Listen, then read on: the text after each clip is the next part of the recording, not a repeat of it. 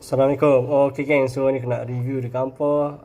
Yang ni Hot Wheel 1966 Triumph Tiger 100. So dia ada dua jenis yang untuk version ni. Yang aku dapat ni, aku pilih yang Treasure Hunt. Tu nampak ada logo api. Kalau dekat motor ni, mana logo Treasure Hunt dia?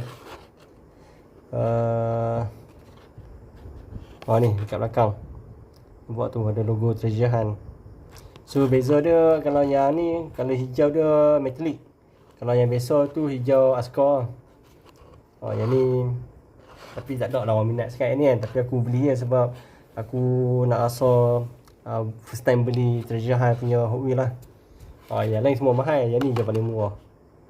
Okay, so siapa nak beli 1966 Triumph Tiger ni, aku letak link Shopee apa boleh beli kat situ lah. Okay, so kalau ada benda nak tanya boleh komen kat bawah. Assalamualaikum.